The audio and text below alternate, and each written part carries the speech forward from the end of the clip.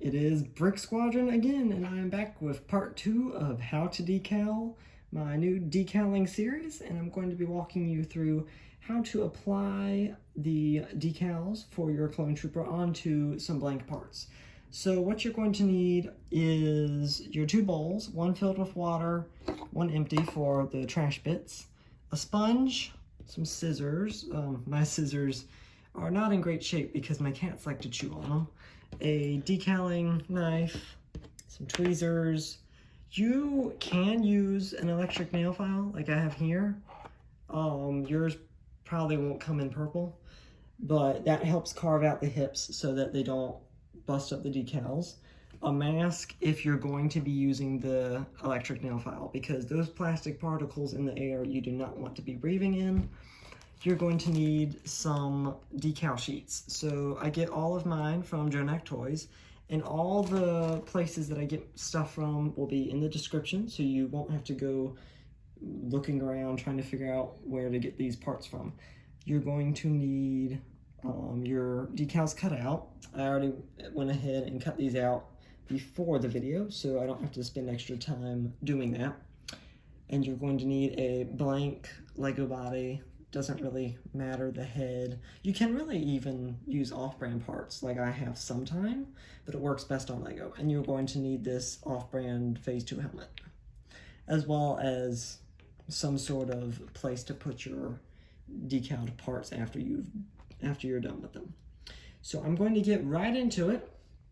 So the first thing you're going to want to do is, after you've cut these out, now take a close look at these, because they require a lot of patience and a very good eye to cut those out.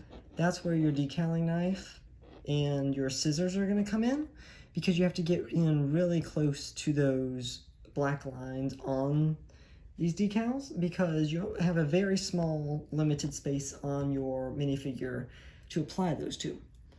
So starting off, I'm just going to do a little bit just to show you guys how to do it. So take your torso. You can keep the arms on if you're not going to use arm decals. I would highly recommend not using arm decals if you're just starting out. So you would take the front of your decaling torso, flip it over, and then go and plop it in the water bowl. And then you just wait about 15 to 20 seconds. And while you're doing that waiting, you can make sure everything else is arranged like you want it. And also, while you're doing that waiting, you could subscribe to Brick Squadron, because it is free, helps out a lot, and I would highly recommend it. I think it's a great channel, and I hope you do too. Okay, so they should be about done. So when these are done, or whenever they look done, when the water's soaked up on them, take your tweezers, or your fingers, you go and dip it in the water all the way, and then you try not to let it drown in there like I just did. And then you go and you would take it with one finger and push out the clear part onto your body there. So you have your blank piece of paper, and you toss that in your trash bowl. So when you have it, it's going to be really floppy because it has all the water on there. So you're going to want to take it, at least this is how I do it, and you take your sponge, you go to the top there and just do a quick wipe there, to the bottom there. So that helps get out some of that excess water. And then you're going to want to arrange it how you like it, so it's as centered as possible. And when you have finished with that, you take your sponge, you grip this by the arms, and you just squish it on there and hold.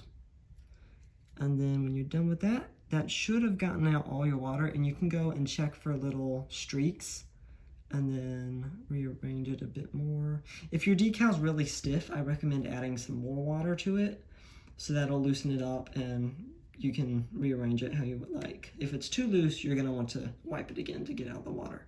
So that's pretty much it. I've done the front of it, and if you really want to, you can go and press it again. And yeah, that looks good. So already you have the front half of your clone trooper torso. So that's done, and I'm going to do the back. So you would take the backside of it, just do the same thing, flip it over, plop it in the water, wait, and unfortunately you cannot subscribe to me twice, so sorry guys. And you would wait, and a bit more, and you can make sure you have your sponge ready, your tweezers on hand, and then you go and grab it and dip it in the water, take it on one finger, flip your torso over, slide it off onto there, this goes in the trash, and just like that you get it. So you can wipe that water off there, and then you're going to center it, and maybe, there we go, and then just smash the sponge into it. Now, if you're holding it by the arms, you have to be careful about where you're holding it on the arms, because sometimes if you're holding it too far down near the hands, they're gonna move, and you're not going to get that sponge, so you can put a finger right on the neck there too to support it.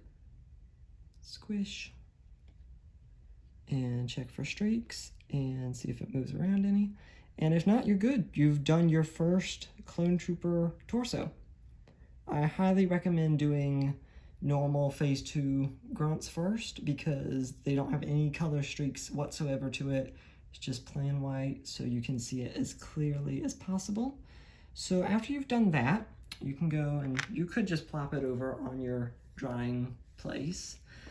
And then you're wondering, well, Brick Squadron, what now? You have this weird random hip that you told us to carve out first. Why did you do that? So the reason that you would carve out hips, or at least for decaling, is because, you know, on normal Lego minifigures, the legs are normally attached. So when they're on there, you don't normally have a lot of room between the leg and the hip. But you can't have that when you're decaling, because the leg decals, they're gonna get torn by the top of this hip here. So when you're trying to sit the minifigure down, or just move the legs, or anything, even put the legs back on, the decal's gonna come off. Especially if you're doing these crazy super duper all the way around decals like I've seen some people do. So in order to prevent that, you would take your legs off of the hip. Don't take your own legs off, that'd be bad.